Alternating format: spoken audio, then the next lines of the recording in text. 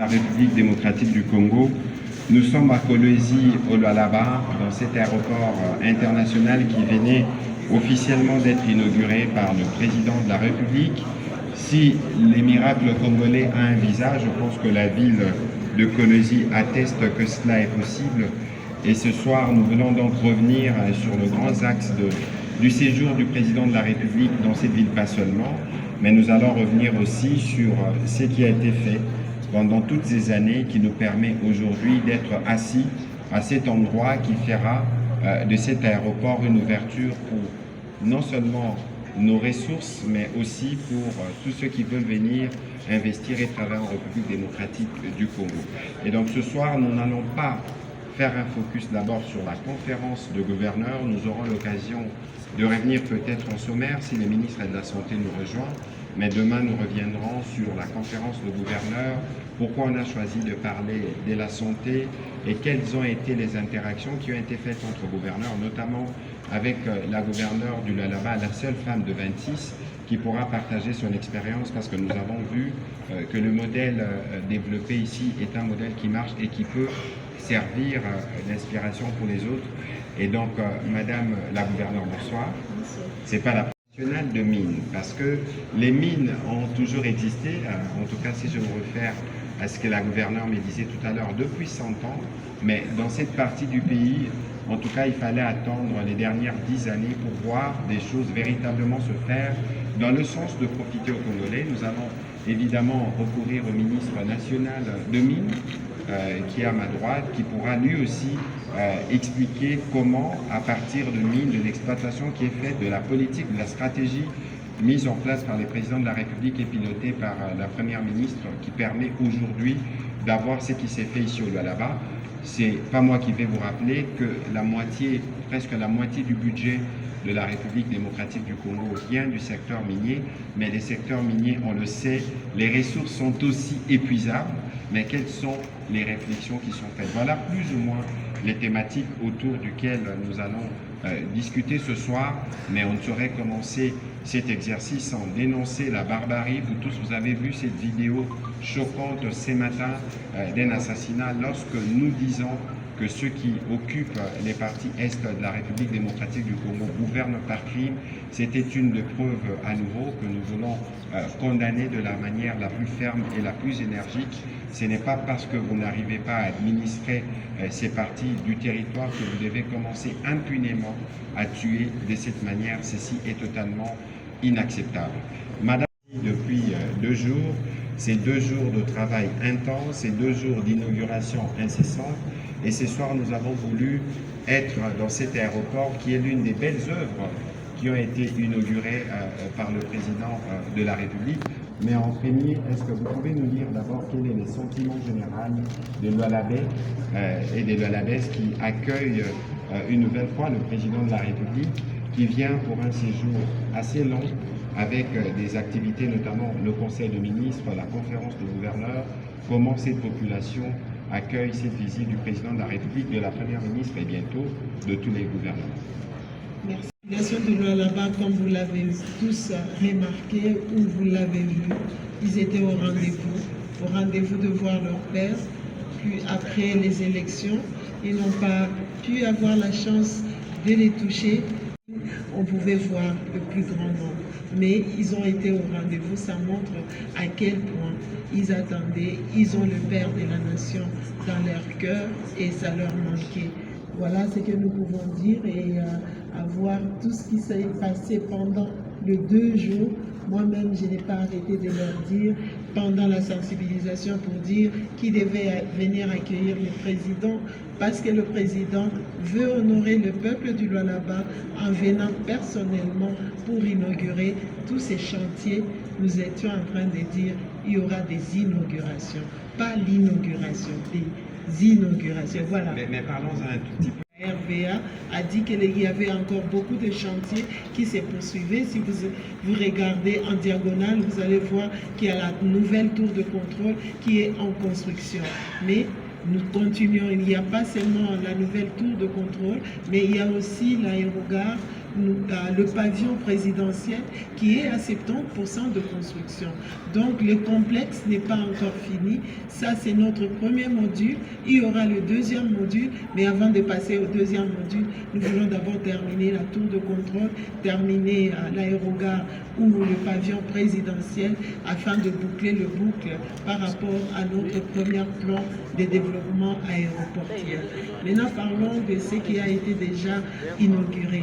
Le grand projet, c'était le projet du village de Congrès. Le village de Congrès, je suis avec le ministre des Mines. À chaque fois que nous voyageons, allons à l'extérieur. Quand on parle cobalt, on parle de la RDC. Quand on parle cuivre, on parle de la RDC. On parle manganèse, on parle de la RDC. Bref, tous les minéraux critiques sont au niveau de la RDC. Alors pourquoi à chaque fois aller discuter de nos minéraux en dehors de la RDC? C'est ça qui a poussé cette province qui est la province pilote, mais qui est aussi la province minière, n'est pas avoir une salle ou des complexes où on peut discuter de nos mines, n'était vraiment pas, c'était presque une crime que nous pouvons dire. Donc on s'est dit on devait tout faire pour que nous puissions avoir notre propre salle, des infrastructures qui permettent à ce que nous puissions en tout cas appeler les gens, inviter les gens, les investisseurs, ceux qui veulent parler de mines, venir discuter de nos mines au niveau de la province du Lualaba. Le village de Congrès, c'est au niveau de la RDC, du côté de l'espace Kassai, vous pouvez trouver du nickel. Donc nous voulons, il y a des panels où vous entrez dans un des bureaux, vous ne parlez que du nickel. Vous entrez dans l'autre, il n'y aura que des réunions de cobalt. Voilà, ainsi de suite, au moins, au bout d'une journée, plusieurs réunions peuvent se tenir et avoir des solutions. Pourquoi pas discuter sur le prix? C'est les prix qui nous intéressent le plus. Donc voilà, le village de Congrès a en tout cas une importance capitale pour la République démocratique du Congo, sans compter la CENI. Combien de places assises pour le village de Congrès? C'est 1500 places assises. Donc nous pouvons inviter, même le président peut inviter ses homologues parce qu'il y a des appartements, comme vous avez vu, ces appartements-là sont spéciaux présidentiels. Il y a au moins 8 appartements qui sont là-bas. Donc le président peut inviter ses homologues. Ils seront dans ces quartiers que nous appelons ici au Lualaba, le quartier présidentiel. Donc ils seront sécurisés et ils pourront discuter de tout ce qui se passe dans les domaines miniers. Pourquoi pas agricoles ou autres, ou infrastructures. Nous sommes en train de construire, donc on ne peut pas discuter seulement de mines. Demain, mais vous nous parliez tout à l'heure du bâtiment de la CENI. Pourquoi avoir choisi de soutenir la Commission électorale nationale indépendante alors que nous ne sommes pas à la veille du processus électoral? C'est un message à ceux qui sont en train de tuer, un message à ceux qui sont en train de faire du mal à leurs propres frères, un message à ceux qui veulent diriger la RDC. La seule voie, la voie de la paix, c'est les élections. Donc, nous devons donner de la valeur à notre CENI, nous devons donner de la valeur à toute la population de la RDC, leur permettre de choisir les personnes qui veulent pour diriger ces pays. Ne nous ramenez pas dans la guerre, nous sommes très fatigués. Il y a nos frères de l'Est qui n'ont pas vu la joie, ce n'est que fuir la guerre. En tout cas, pour ceux qui ont le cœur, qui se disent qu'ils sont congolais, je leur dis, moi j'ai fait un pas, la province du Lualaba, la population du Lualaba, la RDC de Félix-Antoine Tshisekedi Tshilombo veut travailler dans la paix, veut diriger le pays par les élections. C'est ça le message. Le message pour celui qui ne comprend pas, je pense que je suis en train de l'expliquer à fond, là où il se trouve, qu'il puisse comprendre que nous voulons que nos enfants puissent nous remplacer demain. Pas nous remplacer avec violence.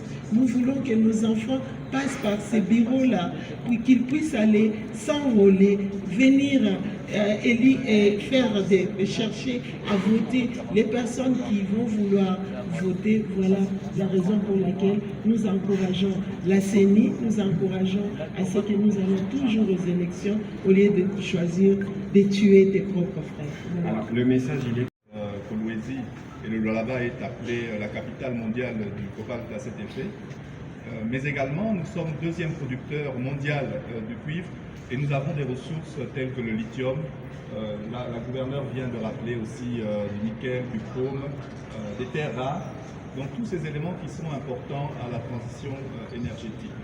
Alors, c'est là, aujourd'hui, ce que veut le chef de l'État dans sa vision, c'est que les ressources naturelles de la République démocratique du Congo puissent être justement un levier de développement, un levier stratégique de développement durable au bénéfice de nos populations. Et au Lualaba, ici, sous le leadership de Madame la gouverneure, vous avez l'exemple même où les ressources et les revenus générés par le secteur minier peuvent être utilisés justement pour le développement avec l'ensemble des inaugurations qui viennent d'être faites ici. Et je pense, faute de temps pour son Excellence Monsieur le Président de la République, il y a encore d'autres ouvrages qui ne pourront malheureusement pas être inaugurés cette fois-ci. Mais Monsieur le Ministre, en même temps, il y a des gros enjeux ici dans l'encadrement justement de Congolais qui doivent bénéficier de ces mines, la problématique des artisanaux. Ici, on parle de l'invasion où certaines entreprises minières disent qu'ils sont régulièrement envahies. Qu'est-ce que vous pouvez nous dire de manière sommaire de ce que vous apportez comme réponse aux problématiques qui sont déjà bien connues dans les secteurs miniers en termes de l'implication des Congolais dans ces secteurs? Donc, pour parler de l'implication des Congolais dans ce secteur, vous l'avez rappelé en début de cette émission, que le secteur minier est contributeur à pratiquement 50% des ressources du budget national. Mais ce secteur minier est également un grand contributeur en termes d'emploi pour les Congolais.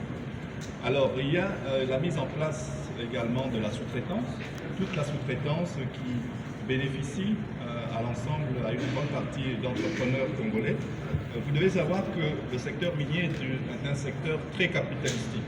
C'est un secteur qui nécessite beaucoup de capitaux et pour l'instant, nous sommes en train de développer, selon la vision du chef de l'État, une classe d'entrepreneurs, une classe de millionnaires qui demain pourra justement investir dans des grandes exploitations industrielles. Maintenant, sur les aspects artisanaux, je voulais d'abord rappeler que aujourd'hui, ce qui se passe, et nous souffrons d'ailleurs de cela au niveau de la caserne de pompiers, mais aussi tout ce qui s'est aujourd'hui en ville. La ville est très propre, l'assainissement est entre les mains des jeunes. Les directeurs de l'assainissement, c'est un jeune qui est en train d'employer beaucoup de jeunes, mais qui sont encadrés par des sociétés créées par des jeunes. Tout ce que vous voyez comme caniveau au niveau de toute la ville de Kolwezi est entre les mains des jeunes qui sont en train de construire leur province. Donc nous y passons par l'appel d'offres, ceux qui ont la capacité compétitive, ils ont leur contrat. Mais il y a aussi des contrats tels que l'aéroport, nous passons aussi les offres, mais ce sont ceux qui ont la capacité de pouvoir construire et qui ont la capacité aussi financière, parce qu'il ne suffit pas seulement qu'on leur donne le contrat. Un contrat peut être donné, il y a des conditions. Oui, la province peut te payer 20 ou 30%, mais il y a des paiements mensuels et quand il n'y en a pas, vous devez être capable de continuer avec les chantiers pour livrer ce qu'on vous a donné à temps. Donc, pour l'instant, nous sommes en train d'évoluer avec le jeune pour qu'ils puissent arriver à avoir aussi de fonds nécessaires quand ils auront à avoir de gros contrats. Oui, c'est fait par une société qu'on a vue qui a capitaux congolais avec quand même des expatriés là-dedans. Mais le gros des travail a été fait, comme nous l'avons entendu, pratiquement par 90% de ces jeunes. Ces jeunes-là, c'est parce qu'ils n'ont pas un grand capital pour pouvoir aussi aller, mais nous pensons que dans les temps qui viennent, ces jeunes Congolais sont en train d'accumuler des capitaux avec le petit bénéfice et demain, ils pourront aussi pouvoir devenir des grands patrons et commencer. On commence petit à petit. Mais bien sûr, ils vont construire à Kapanga et à Didolo. Merci beaucoup.